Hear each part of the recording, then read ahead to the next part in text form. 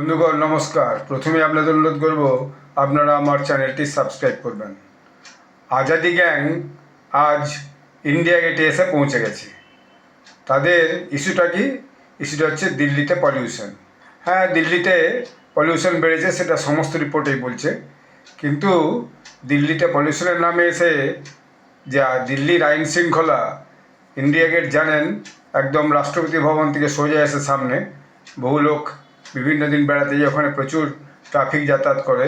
আমি বহুবার দিল্লিতে থাকাকালীন ইন্ডিয়া গেটে গেছি, অতএব ইন্ডিয়া গেটের যে অবস্থানটা সেটা আমি খুব ভালো করেই জানি।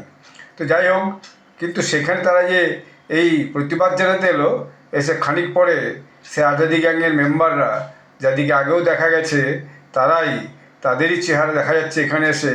তারা প্রথমে পলিউশন অর্থাৎ দিল্লিতে যে বায়ু দূষণ হয়েছে সেটাকে নিয়ে তারা চেঁচামেচি করছে। তো বায়ু দূষণের চেঁচামেচি করছে, তাদের কারো মুখে কোনো মাস্ক নেই। বায়ু দূষণ কেন হচ্ছে, কোথার থেকে এত ধোঁয়া ধরে আসছে, সে ব্যাপারে তাদের কোনো জানতে বা তার কোনো আগ্রহ নেই।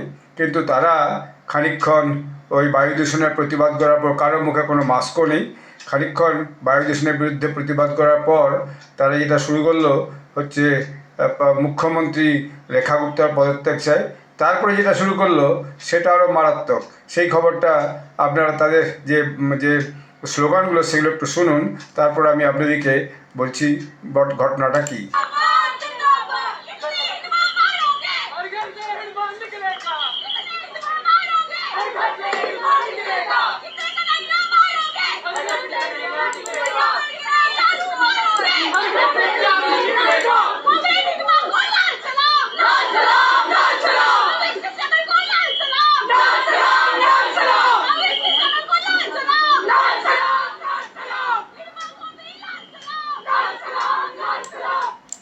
দেখুন, বুঝলেন, আসল উদ্দেশ্যটা হচ্ছে এরা সেই যে মাওবাদী নকশাল, তাদের হচ্ছে যে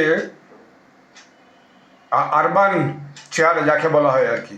এরা বলছে কিতনা হিডমা মারোগে হর ঘর সে হিডমা নিকলেগা।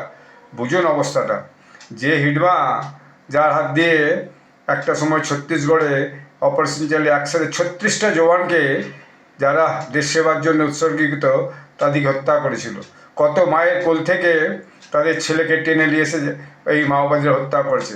কত স্ত্রীর স্বামীকে হত্যা করে তাকে বিধবা করে দিয়েছে। সেই যারা অরাজকতা সৃষ্টি করতে চায় সারা দেশে, তাদের পক্ষে এরা প্রচার চালাচ্ছে। এদের প্রতিবাদে পুলিশ যখন এদিকে সরাতে গেছে, তখন তাদের দিকে লঙ্কা গুঁড়ো ছুঁড়েছে এবং আরও বিভিন্নভাবে আক্রমণ করেছে। ধন্যবাদ।